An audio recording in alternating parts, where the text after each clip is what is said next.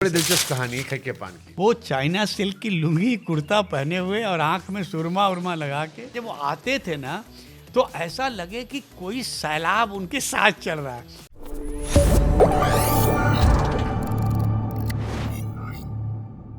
इसी बड़ी दिलचस्प कहानी है खैके पान की। बहुत कमाल की कहानी है। हाँ, उस बता, पूरी कोई हम थोड़ा सुन पूरी- लेंगे। पूरी पिक्चर की कहानी मैं गानों पे तुम सुनने लगोगे तब तो मुझे 8-10 घंटे तुम्हारा ये पॉडकास्ट चलता रहेगा, मगर तुमने उसको छेड़ा है तो बता देता हूँ। तब मैं आता था कभी कभी बॉम्बे और मेरे कुछ कान के इश्यूज थे तो मैं दिखाने आया था। तो किशोर कुमार का मैं बहुत बड़ा मुरीद। तो मैंने पापा ने बोला कि चलो आज तुमको किशोर कुमार से मिलाता। अब मैं एकदम एक्साइटेड कि यार किशोर कुमार से। फिल्म सेंटर में रिकॉर्डिंग थी, मैं चला गया डैडी के साथ। अब मैं एक्साइटमेंट में हूँ कि किशोर दा आ रहे हैं आए। तो जैसे उन्होंने एंट्री मारी ना, मैं हिल गया कि ये क्या देख रहा हूँ मैं भाई। वो चाइना सिल्क की लुंगी कुर्ता पहने हुए और आंख में सुरमा उरमा लगा के, और एक पाँव में अपना चप्पल स्लीपर और एक पाँव में अपनी बीबी का स्लीपर और उसके ऊपर सॉक्स। मैंने बोला अरे बड़ा बियर्ड कॉम्बिनेशन है यार, ये किस तरह का सिंगर है भाई। आगे अच्छा जब वो आते थे ना तो ऐसा लगे कि कोई सैलाब उनके साथ चल रहा है। वो हंगामा एक मिनट कहीं हाँ क्या है कल्याण जी भाई किधर है किधर अनजान क्या लिखा है बताओ सब। अच्छा वो बाकी लोगों को तो सब मालूम है कि, और मैं केवल एक कोने में बैठ के देख रहा हूँ कि हो क्या रहा है आगे। अब अंदर उस रूम में कल्याण जी आनंद जी, मैं, डैडी, किशोरदा बस, और रिहर्सल करवाने कल्याण जी बैठे। तो उन्होंने बोला अनजान जी पहले आप गाना लिखवा दीजिए दादा को। तो डैडी ने बोला दादा हाँ अनजान लिख, और अपने हाथ से लिखते थे हाँ पूरा गाना, डायरी उनकी एकदम थी। तो डैडी ने शेर शुरू किया कि भंग का रंग जमा हो चकाचक, फिर लो बस पान। चका। बोले ये क्या है, ये चकाचक क्या है। तो डैडी मुस्कुराए, बोले दादा आप पूरा लिख लो फिर। नहीं तो मुझे बताए, मैंने ज़िंदगी में सुना ही नहीं चकाचक वर्ड, तो मैं गाऊंगा कैसे। तो बोले नहीं वो सब आपको समझ में आ जाएगा, पहले आप लिखिए। अच्छा लिखवा। तो भंग का रंग जमा हो चकाचक, फिर लो पान चबाए, ऐसा झटका लगे जिया पे पुनर्जन्म हो जाए। ओके भाई आगे बोल अभी। तो बोले दादा अब मुखड़ा आएगा, ये तो था शेर, बोल। तो उन्होंने बोला खई के पान बना। बोले खई के क्यों, मैं नहीं गाऊंगा खई के, मैं खा के गाऊंगा, खा के पान बनारस वाला।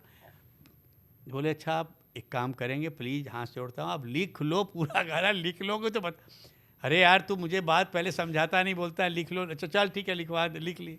बोले अब बता। तो बोले दादा देखिए क्या है, मैं उत्तर प्रदेश से हूँ, इस फिल्म में जो हीरो है मेरा उसकी भाषा जो है वो उत्तर प्रदेश की है।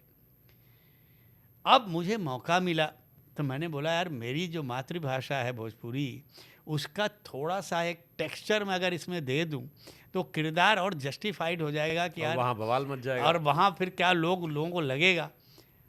तो उन्होंने कहा अच्छा तो एक काम कर कल्याण जी भाई, देखिए अब मैं माइक पे आपने इतना टांग फाड़ गाना बनाया है कि मैं दोबारा नहीं गा सकता हूँ गाना, क्योंकि ये गाना अनजान ने मुझे फंसा दिया है और ये भोजपुरी मुझे आती नहीं, अब इसने लिख दिया है मुझे गाना पड़ेगा।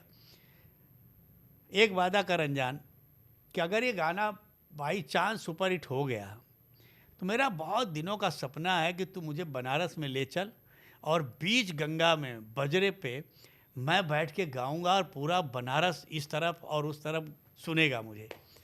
तो उन्होंने बोला दादा ये तो हो ही नहीं सकता। बोले यार तू हर बात मेरी बोल देता कि नहीं हो सकता, क्यों नहीं हो सकता। बोला देखिए पहले तो आपको बनारस में ले जाना एक बहुत बड़ा चैलेंज है। चलो मैं वहाँ तक ले भी गया, व्यवस्था करवा दी पुलिस के साथ ये वो। अब जब आप बजरे पे वहाँ खई के पान बनारस वाला अगर आपने शुरू किया तो कम से कम 10,000 लोग इधर से गंगा में कूद के मरेंगे, 10,000 लोग उधर से मरेंगे, और ये सारा पाप लगेगा मेरे सर पे। अरे क्यों। बोले आपको पता नहीं कितने उदंड लोग हैं वहाँ, उनको खई के पान, अमिताभ बच्चन का गाना किशोर दा गा रहे हैं और अनजान का लिखा हुआ। दादा ये हो नहीं सकता। अरे यार तूने अच्छा एक सपना और तोड़ दिया मेरा। अब बाहर निकले म्यूजिशियंस अब म्यूजिशियंस मिले ही नहीं, तो केवल रिदम सेक्शन और टूटी फ्रूटी सेक्शन लेके वो कल्याण जी भाई ने बोला गाना कर दो, क्योंकि वो गाना एक दिन में शूट करना था, बच्चन साहब कहीं जाने वाले थे। अब बोले बाहर निकल के कि देखो साजिंदों, ओवर टाइम लेने के चक्कर में अगर किसी ने गलत बजाया तो मैं बाहर निकल जाऊंगा माइक के, और उस जो गलत बजाएगा उसको ये गाना आके यहाँ गाना पड़ेगा। अब वो बेचारे डरे सहमे हुए कि यार ये पागल आदमी क्या करे। खैर गए वो। अब हम लोग चले गए रिकॉर्डिंग जहाँ मशीन होती है वहाँ बैठे कि देखें आज पान मंगाओ, पान मंगाओ। आपका तो फैन मूवमेंट होगा। हाँ, अब मैं तो एकदम कि देखें इनकी आवाज़ कैसे गाते कैसे। शुभांकर मतलब मैं तुमको बता नहीं सकता हूँ, मेरे रोंगटे खड़े हो गए। मैंने बोला ये आवाज़ आ कहाँ से रही है यार। वो जब पहला शेर बोला है ना उस आदमी ने, मुझे लगा कि बनारस की गली से उठा के किसी आदमी को यहाँ खड़ा कर दिया भाई। वो करता क्यों था ऐसा मालूम है शुभांकर? वो मस्ती ये सब नहीं करते थे कि उनको मज़ा आता था, वो उस गाने को जीते थे। पहले जब वो माइक पे तब तक ना जाए जब तक वो गाना पूरा ग्रैप नहीं कर ले। ये तूने क्यों लिखा, कैसे क्यों लिखा, क्यों क्या है, हीरो क्यों गाएगा, भोजपुरी है, ये है। अब वो ये सब बात कर कर के पूरे गाने को हम समझ नहीं रहे, वो अंदर उतार रहे हैं। और जैसे वो शेर सुनाया ना, ऐसा लगा कि माइक फट जाएगा बाहर। और एक टेक, पहला टेक ओके, बोलने की कहीं किसी को गुंजाइश ही नहीं है। हम लोग भागे कि यार उनको जाके बधाई देंगे। वो पता चला कब निकल गए गा के, किसी को पता ही नहीं, मिले नहीं। हम गए तो बोले ना वो तो चले गए। तो ये लोग उस लिमिट, हमसे एक बड़ी अच्छी बात बोलते थे कि सुन तो अभी बच्चा है, एक बात मेरी याद रखना बेटा, दो तरह के आर्टिस्ट होते हैं, एक पेट के लिए गाता है, एक पेट से गाता है। तो हम लोग पेट से गाने वाले लोग हैं बेटा, हम कभी पेट के लिए नहीं गाते। तो ये लोग बहुत जेन्यून लोग। लता जी बोलती थी कि समीर, हम लोग जब म्यूजिक डायरेक्टर के यहाँ जाते थे ना, तो हम ये नहीं बोलते थे कि गाना सिखाइए, क्योंकि हम तो सीखे हुए लोग हैं, हम तो मालूम है। हम उनको बोलते थे आप गाना गाइए। अब तो पूछ, मैं क्यों पूछती थी? मैं इसलिए पूछती थी कि ये बच्चा उसका है, उसने क्रिएट किया हुआ, ये कंपोजिशन उसकी है, ट्यून उसकी है, लिखा एक राइटर ने है। तो जब वो गाता था ना, तो मैं उसको जीती थी कि ये किस फीलिंग के साथ गा रहा है। तो मैं सुर तो गा लूँगी, मगर वो फीलिंग कहाँ से लाऊंगी? भावना। तो भावना, तो वो मैं जब वो गा के सुनती हूँ ना, तब एक बार मेरे अंदर आ गया, फिर तो मैं गा जाती हूँ, फिर तो मुझे कोई तकलीफ नहीं है। शाहरुख खान का ही पहला गाना सर आपने किया था?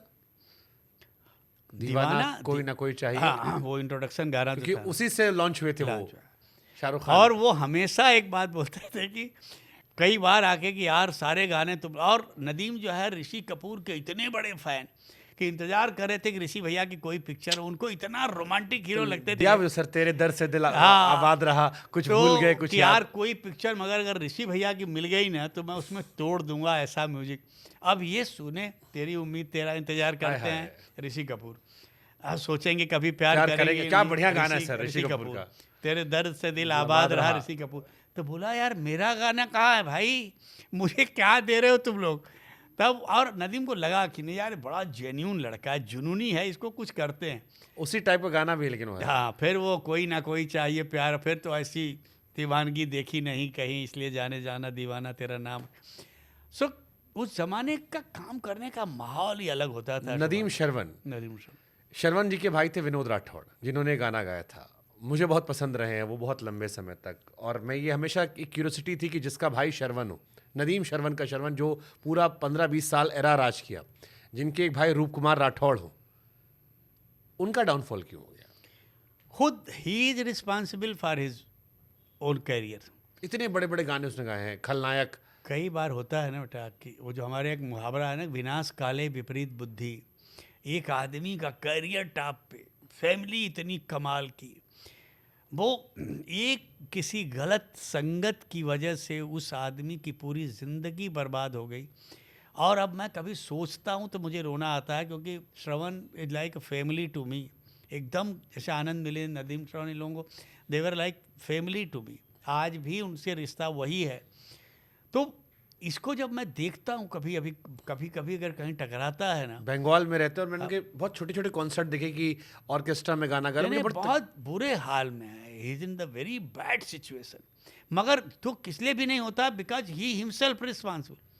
अपने करियर के साथ, अपनी लाइफ के साथ, अपने रिश्तों के साथ खिलवाड़ करने वाला आदमी वो ज़िंदगी में कभी सक्सेसफुल हो ही नहीं सकता बेटा। आप अगर आपका परिवार आपके साथ नहीं है और आपके घर में शांति नहीं है ना, तो आप ज़िंदगी में कभी आगे नहीं बढ़ सकते। ये हमेशा याद रखना कि घर में अगर खुशहाली है ना, तो आपके जीवन में खुशहाली रहेगी। अगर आप माँ बाप को दुखी करोगे, बीवी को दुखी करोगे, तो आप जीवन में कभी सक्सेसफुल नहीं हो सकते।